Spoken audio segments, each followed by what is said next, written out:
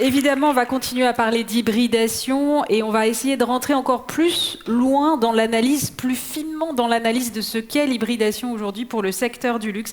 Et pour ça, nous avons appelé les deux expertes de chez Publicis Luxe, Déborah Marino et Christine Milan, toutes les deux directrices générales adjointes. Merci de les accueillir.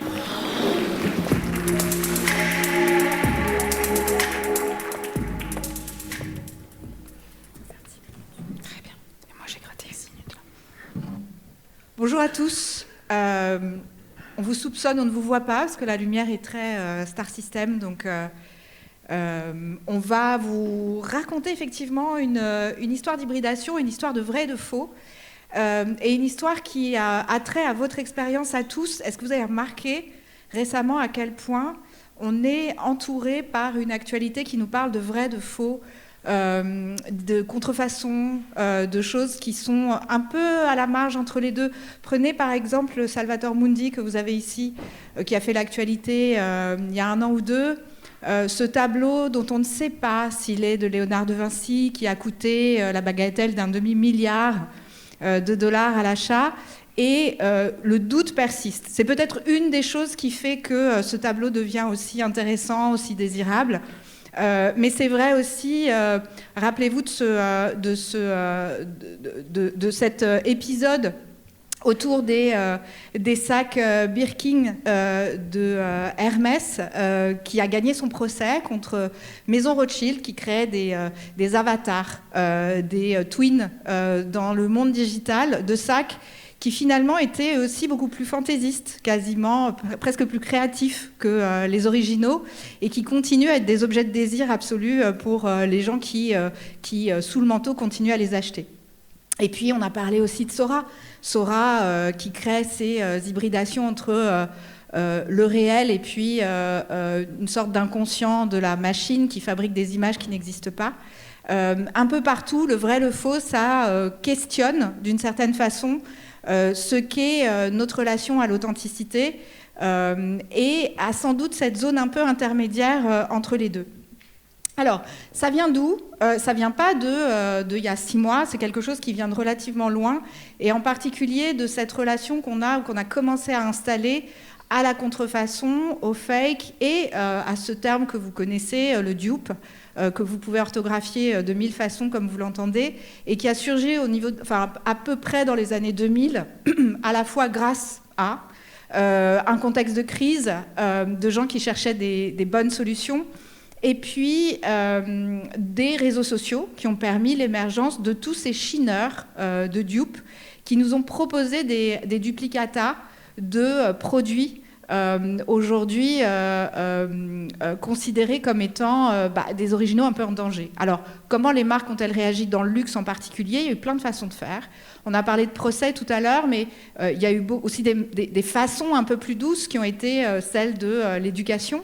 Vous vous rappelez de Lululemon, par exemple, qui a invité les gens à venir échanger leurs faux Lululemon contre des vrais.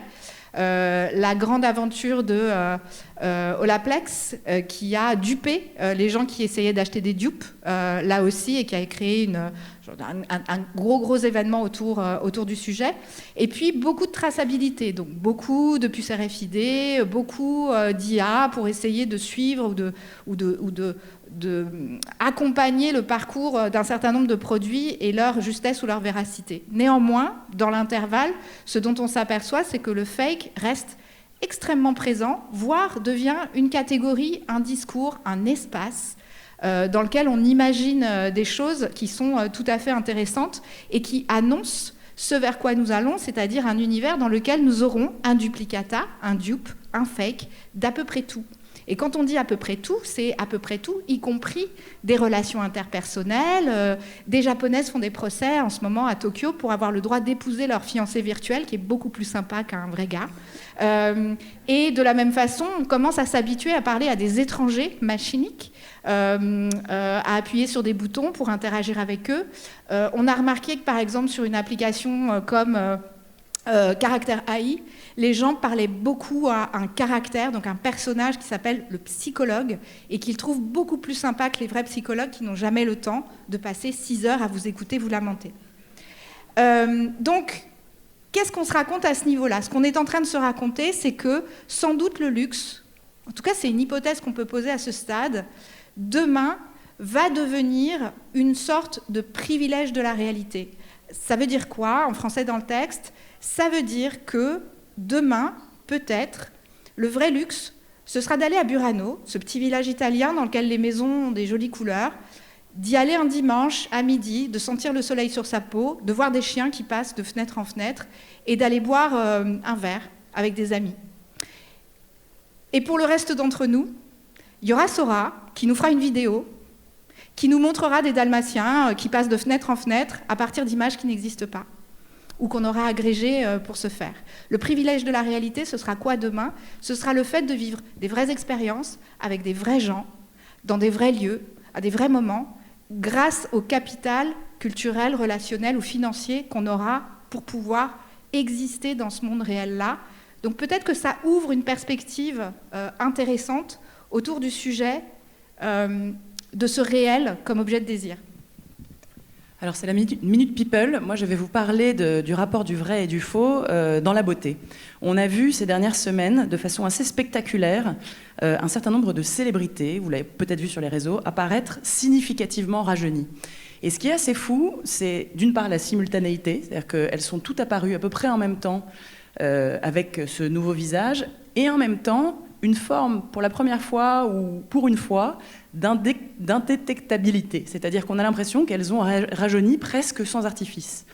Alors, ça alimente toutes sortes de théories du complot absolument farfelues, probablement inspirées du mythe de la comtesse Bathory au XVIe siècle, sur comment elles en sont arrivées là. En fait, c'est probablement l'apparition d'un nouveau chirurgien à Hollywood, mais ça questionne, en fait, ce qui est désirable. C'est-à-dire que si la jeunesse éternelle, même artificielle, devient si facile, entre guillemets, si accessible, pourvu qu'on ait les moyens et qu'on soit un peu prêt à souffrir, est-ce que cette jeunesse éternelle est encore ce qu'on va désirer, en partant du principe aristotélicien que le désir est un manque? Peut-être pas. Ce qu'on voit apparaître, c'est quand même un certain nombre de signaux faibles et forts sur l'apparition de modèles de beauté qui sont beaucoup plus puissants, et notamment le corps musclé, le corps sculpté par l'effort, parce qu'en fait, en vrai, il n'y a pas beaucoup de raccourcis pour avoir un corps musclé. On peut prendre un peu des protéines, des choses comme ça, mais il faut quand même soulever de la fonte, faire de l'exercice. Et on voit apparaître un certain nombre d'influenceuses qui supplantent les influenceuses beauté et qui font la promotion de ce nouveau corps. On pourrait même parler d'Ilona Maher, qui est la capitaine de l'équipe de rugby américaine, championne olympique, et qui vient de terminer finaliste de Danse avec les stars, en faisant, malgré elle, la promotion d'un modèle de féminité qu'on avait très peu vu jusqu'ici et qui a beaucoup embarqué les jeunes filles, et tous d'ailleurs, sur les réseaux sociaux. Alors, est-ce que c'est une forme de retour aux années 80 où la performance sportive et le corps musclé étaient finalement un autre synonyme de la réussite ? Pas complètement sûr. Je pense aussi que dans un monde où l'IA est de plus en plus présent, se rappeler notre corporalité dans la souffrance, dans le rapport aux muscles, aux nerfs, aux tendons, à l'os, à la douleur, nous rassure et nous rappelle qu'on est avant tout humain et qu'un humain est puissant, en tout cas encore aujourd'hui, autant qu'une machine. Le luxe ne s'y est pas trompé. Évidemment, depuis une dizaine d'années, le luxe et le streetwear convergent. Et ça ouvre un nouveau rapport au corps. Parce que le streetwear, ce sont des marques qui souvent sont nées pour habiller des gens qui sont dans le mouvement. Des danseurs, des skateurs, des gens qui ont besoin de coupes amples, de matières techniques pour pouvoir bouger et utiliser leur corps. Et donc, même si une nouvelle ère s'est ouverte ces derniers temps, avec le quiet luxury et puis un certain nombre d'autres évolutions, cette convergence du luxe et du streetwear est là pour durer, et ces coupes amples et ce rapport au corps comme un corps fonctionnel et pas simplement un corps porte-manteau est là pour durer. Alors, évidemment, on a vu beaucoup de choses cette année à côté des Jeux Olympiques, mais pas que, parce qu'en fait, on a vu beaucoup de collaborations inspirées par le monde du sport, la banane Jacques Mus Nike et j'en passe, des défilés qui s'inspirent de l'univers du sport, de la Formule 1, de l'équitation, du sponsoring, de l'America's Cup ou autre. Et donc, une sorte de convergence du luxe et du sport autour de valeurs communes, probablement, l'effort, la célébration de la transmission, etc.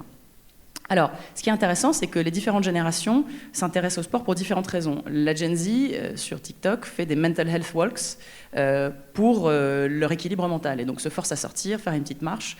Ils se disent que ça leur fait du bien. Là où la Gen X, quand ils deviennent CEO, font des Ironman de luxe, où on leur porte leur vélo et on leur book des hôtels 5 étoiles pour se remettre de leur marathon sportif. Donc c'est intéressant parce qu'effectivement, entre le vrai et le fake dans la beauté, on va à la fois encore plus loin dans le fake et encore plus loin dans le vrai. Donc c'est presque comme si on poussait les deux à l'extrême, et on verra bien ce qui se passe. Alors, on vous a raconté que les dupes étaient partout, qu'ils allaient vous proposer un duplicata de la réalité, que du coup le luxe allait devenir cette espèce de retour au réel, retour au corps, retour à la sensation. Est-ce que pour ça, il faudrait jeter tous les dupes à la poubelle? Est-ce qu'il faudrait jeter le fake à la poubelle? Est-ce qu'il faudrait dire que c'est quelque chose qu'il faut rejeter absolument? En fait, le fake, c'est pas le faux. C'est quelque chose entre les deux. C'est un espace qui est encore disponible et c'est un espace relativement créatif et qui est intéressant.